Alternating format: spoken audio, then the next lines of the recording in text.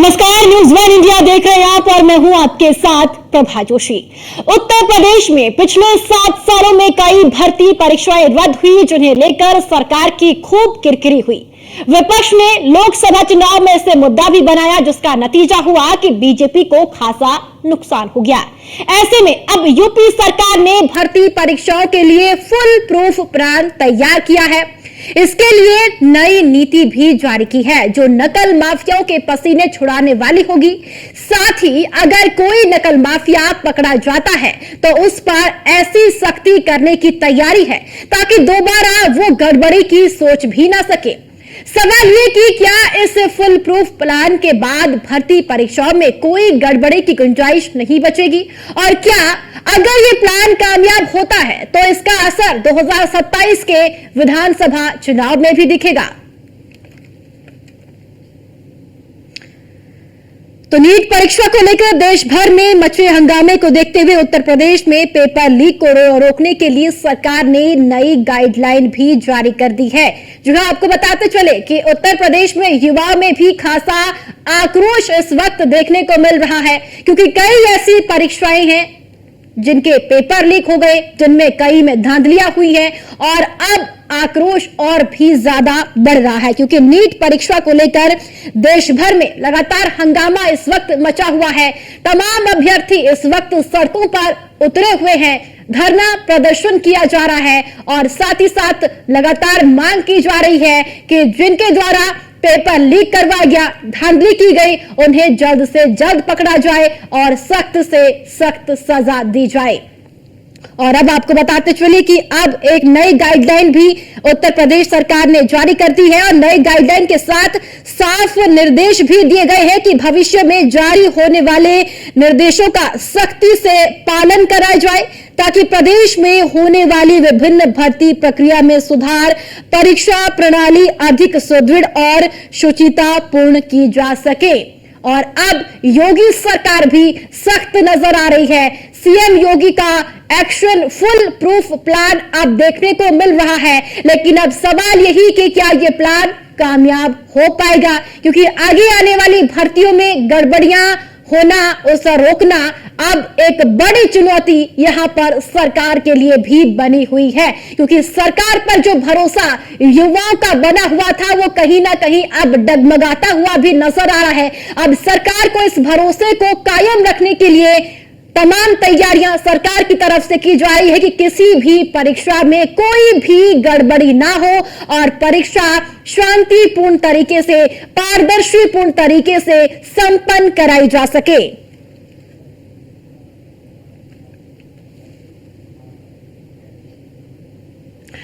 और तमाम प्रदेशों में भी लगातार अब प्रदर्शन देखने को मिल रही है, लेकिन उत्तर प्रदेश में योगी सरकार इस वक्त सख्त नजर आ रही है। नई गाइडलाइन जारी कर दी गई है, और नई गाइडलाइन को लेकर युवाओं का क्या कुछ कहना है, हमारे संवाददाता हमारे साथ जुड़ चुके हैं, उन्होंने बातचीत की है और जाना है कि युवाओं की तरफ से अब उस गाइडलाइन को लेकर और योगी सरकार के एक्शन को लेकर क्या कहना है। नीलेश चौहान लखनऊ से हमारे साथ है, रामजी शर्मा कानपुर से हमारे साथ है, और कृष्णा त्यागी आगरा से हमारे साथ है। नीलेश चौहान, सबसे पहले आपका ही रुख करूंगी। आप देखिए, जिस तरीके से नीट परीक्षा के बाद पूरे देश भर में हंगामा मचा हुआ है, अब उत्तर प्रदेश की सरकार सख्त नजर आ रही है, नई गाइडलाइन जारी कर दी गई है। अब इसका असर कितना होगा, यह भी बड़ा सवाल है। देखिए, बिल्कुल अगर हम उत्तर प्रदेश के मुख्यमंत्री योगी आदित्यनाथ की बात करें तो वो लगातार उनका प्रयास रहा है कि युवाओं के हित में जो सरकार की तरफ से कदम उठाए जाने हैं वो तत्काल प्रभाव से उठाए जाए और कठोरता के साथ जो परीक्षाएं हैं उनको संपन्न कराया जाए। हालांकि उत्तर प्रदेश की अगर हम बात करें तो कई बड़ी परीक्षाएं जिनके पेपर लीक हुए, जिसके बाद युवाओं में, छात्रों में काफी रोष देखने को मिला। उसी को देखते हुए उत्तर प्रदेश सरकार और योगी आदित्यनाथ ने बड़े निर्णय लिए हैं कि उत्तर प्रदेश में अब जितनी भी परीक्षाएं होंगी उसमें कहीं ना कहीं आर्टिफिशियल इंटेलिजेंस का सहारा लिया जाएगा, और साथ ही साथ जो परीक्षा केंद्र होंगे वो रेलवे स्टेशन और बस स्टेशन के 10 किलोमीटर के अंदर के रेडियस में बनाए जाएंगे, ताकि अभ्यर्थियों को किसी भी तरीके की कोई परेशानी का सामना न करना पड़े। उसके अलावा जो अभ्यर्थियों के कमरे में जिन शिक्षकों की ड्यूटी लगाई जाती है, उन शिक्षकों को भी ये मालूम नहीं होगा कि कौन से कमरे में कौन से प्रश्न पत्र के साथ उनकी ड्यूटी लगाई जाएगी। करीब आधे घंटे पहले ही उनको ये बताया जाएगा कि संबंधित प्रश्न पत्र के जहां पर परीक्षा कराई जाएगी वहां पर आपको ड्यूटी करना होगा। हालांकि नीट परीक्षा को लेकर उत्तर प्रदेश और देश भर में लगातार छात्रों ने हंगामा किया। उनका कहना है कि कि इस बार नीट परीक्षा में एनटीए की तरफ से गड़बड़ी की गई, इलाहवाली की गई, जिसके कारण जो छात्र हैं वो कहीं ना कहीं सफर कर रहे हैं। तो लखनऊ की अगर हम बात करें तो लखनऊ में भी कल विधानसभा पर जोरदार प्रदर्शन देखने को मिला, जहां पर समाजवादी पार्टी की बात करें या कांग्रेस की बात करें, इनकी जो छात्र विंग है वो लगातार सड़कों पर उतरकर विरोध प्रदर्शन कर रहे हैं और नीट परीक्षा को कैंसिल कराने की मांग कर रही है, क्योंकि इस बार देखा गया है कि करीब 58-59 छात्र ऐसे हैं जिनके एक जैसे नंबर आए हैं। तो कहीं ना कहीं नीट की तैयारी करने वाले जो अभ्यर्थी हैं उन्होंने भी सरकार से ये मांग की थी कि उत्तर प्रदेश में वो पढ़ाई कर रहे हैं, ऐसे में उत्तर प्रदेश सरकार का ये दायित्व बनता है कि छात्रों के भविष्य को देखते हुए नीट परीक्षा को दोबारा से रीशेड्यूल किया जाए, ताकि छात्र जो है जिन्होंने मेहनत की है उनकी मेहनत रंग ला सके। लखनऊ में हम इस समय उस जगह पर मौजूद हैं जहां पर कोचिंगों का हब है। आप देख सकते हैं कि यहाँ पर यह कोचिंग है, बगल में आप देख सकते हैं कि जो कोचिंग करने वाले छात्र हैं वो लगातार अपने अलग अलग कोचिंग सेंटरों की ओर जा रहे हैं। कायदा के बाद एक यहाँ करीब 12 से 15 कोचिंगें हैं जहां पर नीट की परीक्षा की तैयारी कराई जाती है, आईआईटी की परीक्षा की तैयारी कराई जाती है, जेईई मेंस की तैयारी कराई जाती है। तो अलग अलग कोचिंग सेंटर यहाँ पर बनाए गए हैं। लेकिन यहाँ पर अभी की अगर हम बात करें तो इस समय क्लास चलने का समय, इस वजह से जो छात्र छात्राएं हैं वो कहीं ना कहीं अपने क्लासरूम में मौजूद है।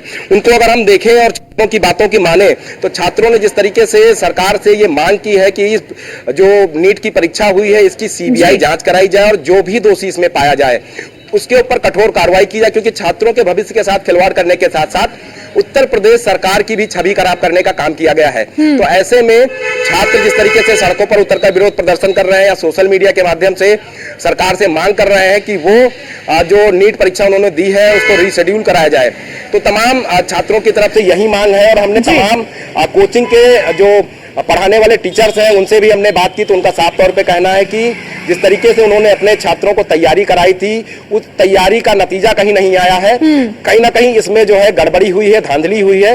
इसी कारण जो बच्चे इस बार सिलेक्ट होने वाले थे उनको कहीं ना कहीं 680 और 580, 702, 703 ऐसे अंक हासिल हुए। कहीं ना कहीं जो छात्र जो है एम्स में दाखिले के लिए तैयार थे, प्रिपेयर थे, जो उस हिसाब से तैयारी कर रहे थे, उनको जो है प्राइवेट कॉलेज में भी दाखिला नहीं मिल पाएगा। तो तमाम चीजों को लेकर जो है अध्यापकों ने भी अपनी राय दी है और छात्रों ने भी अलग अलग राय अपनी रखी है। फिलहाल देखना होगा उत्तर प्रदेश सरकार ने जिस तरीके से नए कानून लागू करने के लिए दिशा निर्देश जारी कर दिए, उससे साफ हो जाता है कि अब उत्तर प्रदेश सरकार की प्राथमिकता होगी कि जो भी शिक्षा माफिया होंगे, नकल माफिया होंगे, पेपर आउट कराने वाले माफिया होंगे, उनको सरकार ने पुलिस के रडार पे रखा है और जो भी इस तरीके की हरकत करते हुए पाया जाएगा उसके ऊपर बड़ी कार्रवाई की जाएगी। जिस तरीके से भी हमने देखा था कि उत्तर प्रदेश पुलिस की पर्चा लीक करने वाले जो लोग थे उनके खिलाफ 900 पेज की चार्जशीट दाखिल की गई। उसके अलावा नीट परीक्षा की अगर हम बात करें तो नीट परीक्षा को लेकर भी सरकार का जो रोल है वो काफी संजीदा दिखाई दे रहा है। उनका कहना है कि इसमें भी जो लोग संलिप्त होंगे उनके ऊपर बड़े रूप से, बृहद रूप से कार्रवाई की जाएगी। जहां पर जरूरत पड़ेगी ध्वस्तीकरण या बुलडोजर चलाने की जरूरत पड़ेगी तो वहां पर बुलडोजर की कार्रवाई भी होगी। ठीक है नीलेश, आपके पास मैं लौटी हूँ। कृष्णा त्यागी आगरा से हमारे साथ है। कृष्णा, नई गाइडलाइन जारी उत्तर प्रदेश सरकार की ओर से की गई है, लेकिन सवाल कहीं ना कहीं सरकार पर भी खड़े यहाँ पर युवा करते हुए नजर आते हैं, क्योंकि पूरे साल भर की मेहनत, सालों साल युवा मेहनत करते हैं और फिर वो परीक्षा देते हैं, क्योंकि एक छात्र परीक्षा नहीं देता है बल्कि उसका पूरा परिवार उस परीक्षा में सम्मिलित होता है, ये कहा जा सकता है। लेकिन जब रिजल्ट की बारी आती है तो उससे पहले ही उन्हें पता चलता है कि पेपर तो लीक हो गया, एक मायूसी चेहरे पर छा जाती है। अब पेपर लीक को रोकना, इन धांधलियों को, इन गड़बड़ियों को रोकना सरकार के लिए भी बड़ी चुनौती है। बिल्कुल प्रभाव कह सकते हैं कि आगरा से इस समय मौजूद हूँ आरबीएस कॉलेज के तस्वीरों में देखेंगे आरबीएस कॉलेज।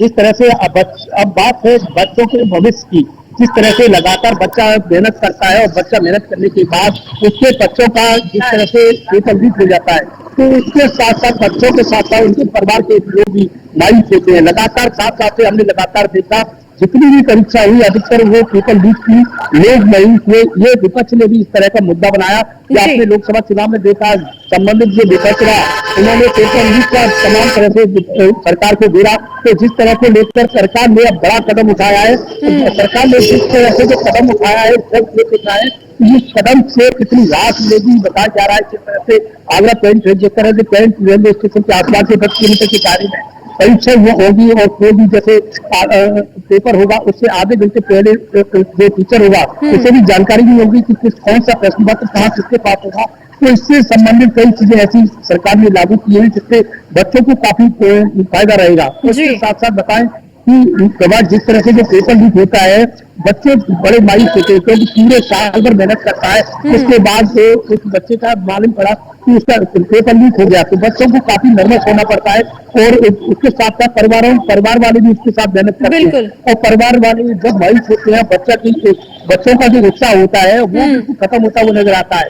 और इसको लेकर सरकार ने जिस तरह से अब कदम उठाया है और जिस तरह से रणनीति तैयार की है उसको लेकर काफी कह सकते हैं कि सरकार ने इस विषय को लेकर गंभीरता से विचार किया है। अब ये प्रभाव देखेंगे कि इस तरह से जो विचार किया है और जिस तरह से रणनीति तैयार की है वो कितना सफल हो सकती है ये देखेंगे। देखने वाली बात है कि जो गाइडलाइन सरकार की तरफ से जारी की गई है वो कितना कामयाब जमीनी स्तर पर नजर आती है। रामजी शर्मा कानपुर से हमारे साथ है।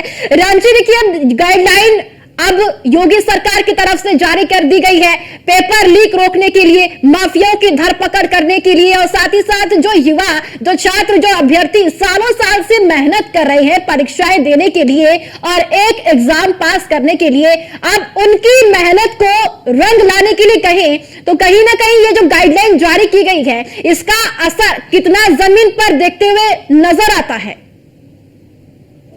लेकिन मैं आपको बताऊंगी सरकार को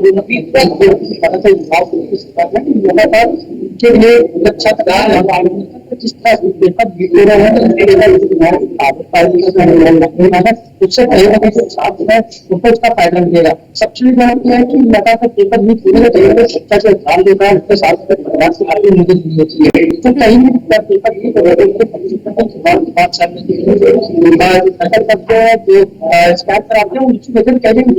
इसलिए हमारे साथ इस वक्त में मौजूद हमारे कुछ छात्र सरकार से क्या मांग करते हैं कि जो परीक्षाएं ली हुई इस तरह का कानून बना चाहिए कि चर्चा करता है बात करके हमारे छात्रों को लागू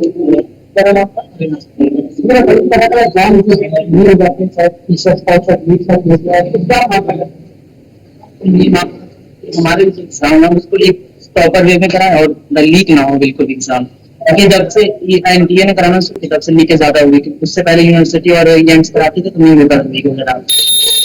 सरकार एक चीज और है, अगर एनटीए ने ग्रेस मार्क दिया है तो क्यों दिया है ग्रेस मार्क और 1500% बच्चों को क्यों दिया है और उससे कैसे पता कि 1500% बच्चों का वाली टाइम लॉस हुआ है। और जब उसको कॉलेज में अगर धांधली हुई है उसे कॉलेज के ऊपर उसे एक्शन लिया कि नहीं लिया, क्यों एक्शन नहीं लिया अभी तक? क्या गलत होता है आपको? सरकार को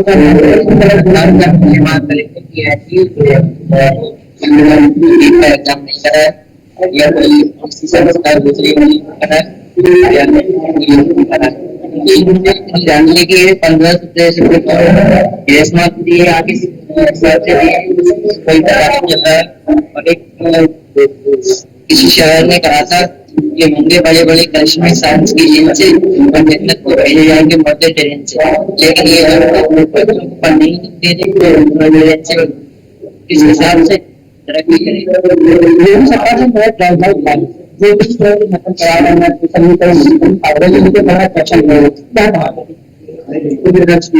सरकार जब करेगी नहीं सकती तो ये ऐसे और भी बच्चों के भविष्य जो अंधकार में चले गए और बच्चे बहुत सेंसिटिव होते हैं। बच्चे देश का भविष्य है और देश के भविष्य के साथ कोई खिलवाड़ ना किया जाए। सरकार जो भी करे बच्चों के पक्ष में ही करे और सरकार बेहतर से बेहतर एग्जाम को कंडक्ट कराए तो उनके साथ समस्याएं ना हो। क्योंकि देखिए हर एग्जाम आउट हो रहा है, हर एग्जाम आउट हो तो बच्चा जो होता है बिल्कुल डिसअपॉइंट होता है। तो डिसअपॉइंटमेंट ना हो, सरकार से विनती है कि बच्चों के साथ और भी छात्र हमारा नाम अंकित सिंह है, पुलिस प्राइवेटी कागजों का। देखिए बात ये है कि 15 से 20 बच्चों का जो ये ग्रेस मार्क इन्होंने दिया है इन्होंने पहली बात तो ये है कि जब उन्होंने ग्रेस मार्क इनको सुप्रीम कोर्ट भी बुलाया इसलिए जवाब मांगा तो उन्होंने कहा कि हमने 15% बच्चों को दिया था हम इसको हटा ले रहे। अरे भाई आपने किस बेसिस पे दिया आप कम से कम ये तो बताइए। और ये बताइए कि आपने बताया 15%, पहली बात तो इनके जो वर्ड है वही जांच के घेरे में और हमारा इसकी एनटीए की पूरी बॉडी को बंद करके और उस पर सीबीआई जांच करके तब पता लगाया जाए कि दूध का दूध पानी का पानी तब अलग होगा कि क्या सच्चाई है क्या नहीं। और जो काम इन्होंने अभी तक नहीं किया तो वो इस बार क्यों किया? तो ये फिर छात्र इनके साथ जी। कहना है कि जो चीजें उनको ढंग के लिए कुछ चल रहा है जिससे कि आगे जो भी पेपर लिखा जो ऐसा करे उस पर कड़ी कार्रवाई की जा सके। बिल्कुल, कहीं ना कहीं छात्रों में बेहद नाराजगी इस वक्त देखने को मिल रही है। राम जी, आप बने रहिए हमारे साथ। नीलेश लगातार बने हुए हैं। नीलेश, अगर बात चुनाव की करें तो लोकसभा चुनाव में पेपर लीक का मामला बेहद प्रभावी रहा, उसका नतीजा भी हमने देख लिया, लेकिन अब नई गाइडलाइन जारी की गई है प्रदेश सरकार की ओर से। कितनी कामयाब होती है ये तो आने वाला वक्त ही बताएगा, लेकिन अब आगे भी चुनाव है, युवाओं का मुद्दा बेहद प्रभावी रहता है चुनावी मैदान में। देखिए, बिल्कुल लोकसभा चुनाव के नतीजे सभी ने देख लिए हैं कि युवाओं ने किस तरीके से बढ़ चढ़कर अपने मत का प्रयोग किया है और खासतौर पर अपने भविष्य को देखते हुए उन्होंने अपने मत का प्रयोग किया है। साफ तौर पर उन्होंने कहा है कि उत्तर प्रदेश की योगी सरकार पर उनको भरोसा है, योगी आदित्यनाथ पर भरोसा है, लेकिन योगी आदित्यनाथ की सरकार में कुछ ऐसे अधिकारी हैं जिनके कंधों पर सरकार ने बड़ी जिम्मेदारी डाल रखी है। ऐसे में वो कहीं ना कहीं अगर सख्त हो जाए तो युवाओं का भविष्य खतरे में पड़ने से पहले ही उसको सुरक्षित कर लिया जाएगा। हालांकि नए कानून लागू करने की बात उत्तर प्रदेश सरकार की तरफ से कही गई है कि उत्तर प्रदेश में जितनी भी परीक्षाएं होंगी अब उसमें आर्टिफिशियल इंटेलिजेंस का सहारा लिया जाएगा। परीक्षा से 30 मिनट पहले ही जो टीचर्स होंगे उनको ये बताया जाएगा कि किस रूम में उनकी ड्यूटी लगी है और कौन से प्रश्न पत्र की परीक्षा उनको संपन्न करानी है। हालांकि युवाओं की अगर हम बात करें तो उत्तर प्रदेश में इससे पहले भी पूर्ववर्ती सरकारों में परीक्षाएं रद्द हुई हैं, पेपर लीक हुए हैं। ये कोई नया मामला नहीं है कि उत्तर प्रदेश में नकल माफिया जो है इस तरीके से प्रभावी तरीके से पर्चों को लीक करा देते हैं और युवाओं का भविष्य खतरे में डाल देते हैं। हालांकि हमने तमाम अभिभावकों से भी बात की, उनका साफ तौर पर कहना है कि जितना अभिभावक को तकलीफ होती है, पर्चा लीक होता है, उससे ज्यादा छात्र को होती है। कहीं ना कहीं जो छात्र बड़ी कोचिंग इंस्टीट्यूट में पढ़ता है उसमें उनकी लाखों रुपए साल की फीस जमा होती है और साल भर बच्चा मेहनत करता है, तैयारी करता है, परीक्षा देने जाता है, परीक्षा संपन्न होती है, पर्चा लीक हो जाता है। तो उन तमाम चीजों को अगर देखें तो एक साल जिस कोचिंग में जिस छात्र ने तैयारी की है वहां पर लाखों रुपए उसने कोचिंग का शुल्क जमा किया है और पर्चा लीक हो जाता है तो जाहिर सी बात है कि छात्र को दूसरे साल फिर उतनी ही मेहनत करनी पड़ेगी, फिर किसी कोचिंग सेंटर का सहारा लेना पड़ेगा। लेकिन कोचिंग सेंटर में क्या उसी पैसे में दोबारा उस छात्र को एडमिशन दिया जाएगा, लेकिन ऐसा किसी भी कोचिंग सेंटर में संभव नहीं है।